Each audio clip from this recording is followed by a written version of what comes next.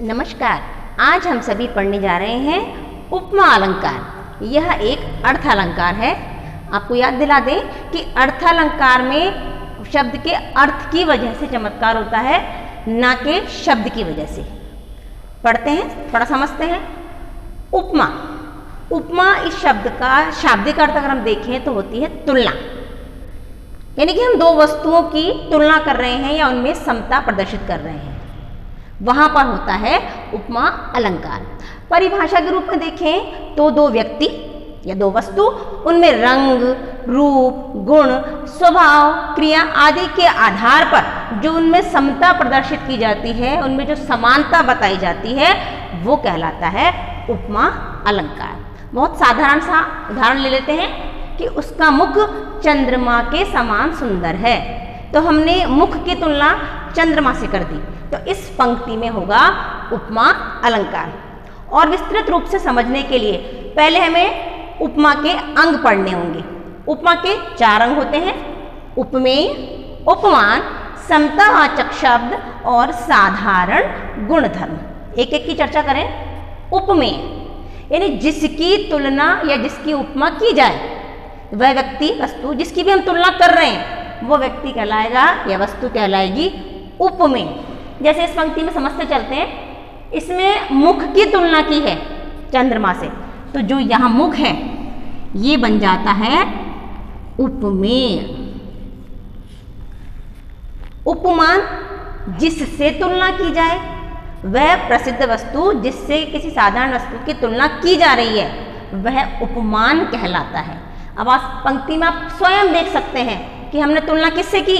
मुख की, चंद्रमा से, तो ये बन गया हमारा उपमान। तीसरी चीज, समतावाचक शब्द। कोई एक ऐसा शब्द अवश्य आएगा जो उन दोनों में समानता बताए, सा, सम, सरिस, जैसा, जिससे हमें पता लगे कि इन दोनों की तुलना की जा रही है। इसमें देखिए, मुख चंद्रमा के समान सुंदर है, तो यहाँ समान शब्द आप देख रहे हैं जो दोनों में समानता बता रहा है, तो ये कहलाएगा वाचक शब्द। चौथी चीज देखते हैं, साधारण गुणधर्म, कि ऐसा कौन सा गुण है जिसकी तुलना दोनों में की जा रही है, आपस में उनमें समानता बताई जा रही है, वो कहलाएगा साधारण गुणधर्म। जैसे इसमें सुंदरता की तुलना हो रही है, तो यहाँ सुंदर जो है वो हो जाता है हमारा साधारण गुणधर्म। गुणधर्म, तो ये उपमा के 4 अंग हैं। फिर से समझेंगे बहुत शॉर्ट रूप में। उपमेय, जिसकी तुलना की जा रही है। उपमान, जिससे तुलना की जा रही है, बड़ी प्रसिद्ध वस्तु। समतावाचक शब्द, जो शब्द दोनों की समानता बताए, जैसे जैसे, सम, सा, सरेस, अस। और साधारण गुणधर्म, जिस गुण की दोनों में समानता या तुलना की जा रही है, वो कहलाएगा साधारण गुणधर्म। और उदाहरण से हम इसको समझते हैं। सुन सुर सरी सम पावन वाणी। अब देखिए इसमें सुर सरी सम पावन वाणी, किसकी तुलना हो रही है? वाणी की, पावन वाणी की, तो इसकी तुलना हो रही है, इसलिए क्या हो जाएगा? उपमेय। किससे हो रही है? सुरसरी, गंगा के समान, ये हो जाएगा उपमान। आपको इसमें वाचक शब्द दिखाई दे रहा है? बिल्कुल, ये सम, ये होगा वाचक शब्द। और दोनों में समानता किस चीज की है? पावनता, पवित्रता, तो ये हो जाएगा साधारण गुणधर्म।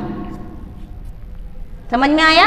एक और उदाहरण समझ सकते हैं। कोमल कुसुम समान देहा हुई तप्त अंगार में। अब यह तुलना किसकी हो रही है? देह की, तो ये होता है उपमेय। किससे हो रही है?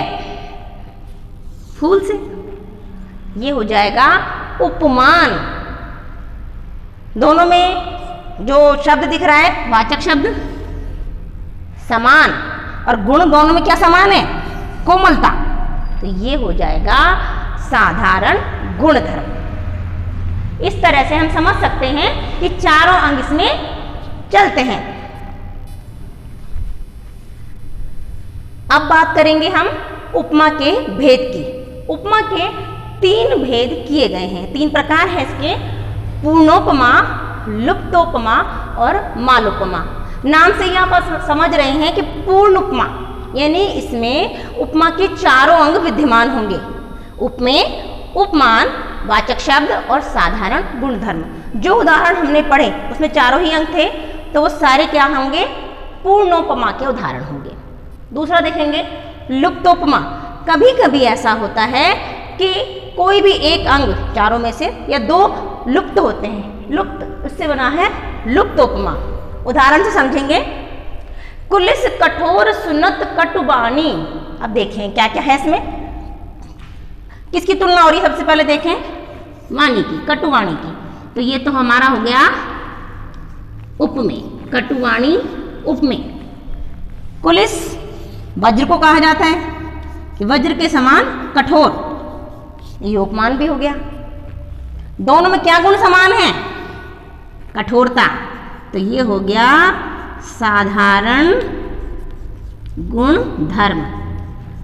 अब इसमें कहीं पर भी वाचक शब्द नहीं आया है, सा सम सरिस एक अंग नहीं है, इसलिए ये किसका उदाहरण होगा, लुप्तोपमा का। और सिंपल सा उदाहरण देख लीजिए, मुख कमल जैसा है, मुख की तुलना हो रही है उपमेय, किससे हो रही है, कमल से हो रही है, उपमान। और जैसा वाचक शब्द भी आ गया, पर दोनों में कौन सा गुण समान है ये नहीं बताया गया, साधारण गुण धर्म नहीं है, इसलिए इसमें भी उदाहरण ये किसका होगा, लुप्तोपमा का। तीसरा और अंतिम भेद देखते हैं मालोपमा, कि उपमेय तो इसमें एक ही होगा लेकिन उपमान अधिक होंगे, यानी एक ही उपमेय की कई सारे उपमानों से तुलना की जाएगी। बहुत सुंदर सा उदाहरण है, मुख है सुंदर चंद्र सो कोमल कमल समान, कि मुख की तुलना चंद्रमा से भी कर दी सुंदरता है, और कमल के समान उसको कोमल भी बता दिया, कि मुख के लिए 2 उपमान लिए गए हैं, एक चंद्रमा और एक कमल, इसलिए यहाँ पर मालोपमा अलंकार है।